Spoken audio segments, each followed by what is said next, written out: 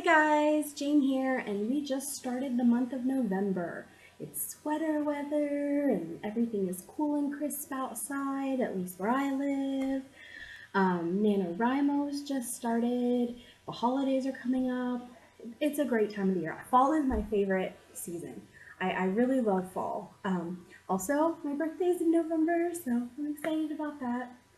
I'm going to be turning 35, and 35 is kind of a hard one for me personally, but I think I'm going to be okay. I kind of was freaking out earlier this year, but as we're getting close, I'm getting like okay with it. All right, so I'm doing my November TBR, and because of all the things happening in November, I have a very light TBR this month. I'm doing the nonfiction November, and I believe that was started by a book olive.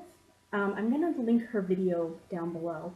And my understanding is she started it so that more people on BookTube and in the community would read more nonfiction. There's a lot of people reading a lot of fiction in the community, and fiction is great, but nonfiction is just something we don't maybe see as much of as it would be great to see.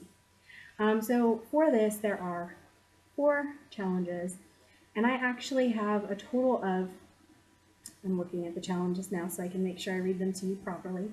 I actually have a total of 5 books. One is going, well, 2 are kind of together, and so I'm going to be reading them for the same thing, and I may or may not end up reading all 5, but if I don't read one, it'll probably be the couple one. You'll see which ones they are in a minute.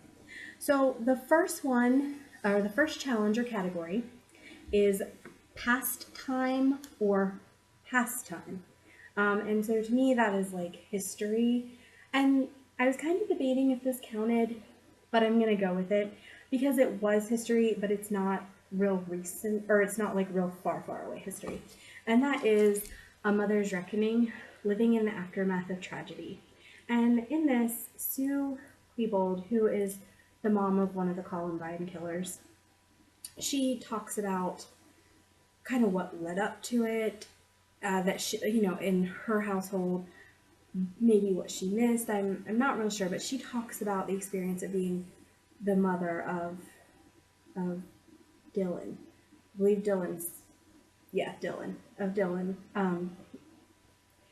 who obviously also passed away in the Columbine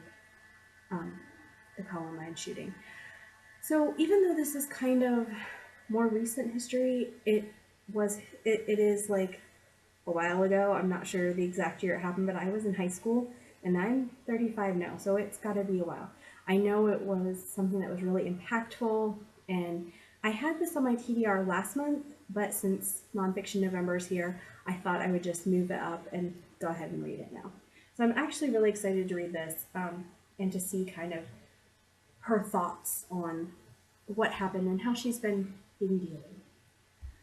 The next one is my double one, and that is Sell for Shelf. And these are 2 books that are about writing, and that is Running Down a Dream and The Artist's Journey. And I don't really know much about these, but I wanted to read some things kind of to help me get motivated, especially with NaNoWriMo happening, and as I start looking at what I accomplished this year as a writer and what I want to accomplish next year. So since these are about making books and books go on shelves, I decided I was going to read those. And they are also the only books on this list that are actually from my bookshelf. Everything else is from the library, so we're going to use those.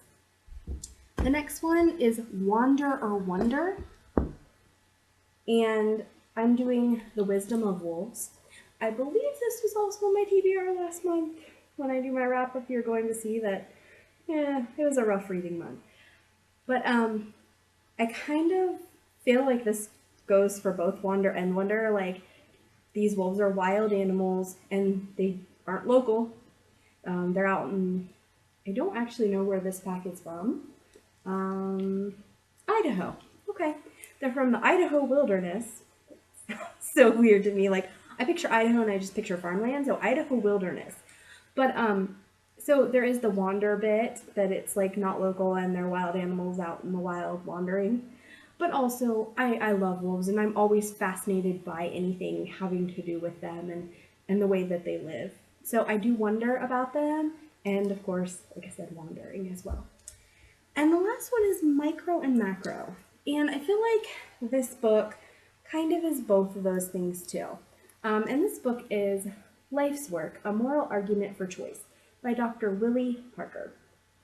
And this book is actually one that I picked up initially because I just read a book that mentioned this. And I believe the book was called A Spark of Light. Let me check what that book was called. I do believe it was called A Spark of Light. It was by Jodi Colt, and it had to do with abortion. Yes, A Spark of Light.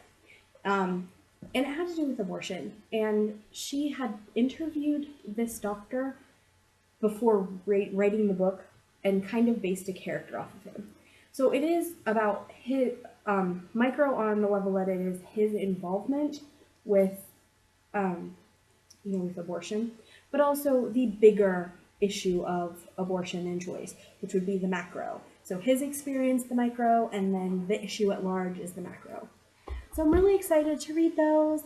There are all kind of smaller, and I do like that. I'm going to just put them up here.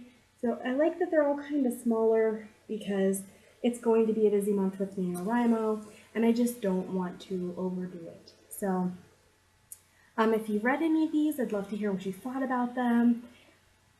And I'd also like to hear what you're reading if you're participating in Nonfiction November. So feel free to leave comments below. My social media is down there, liking and subscription buttons down there, all kinds of stuff. So feel free to check out below. Otherwise, I'll see you next time, guys. Bye.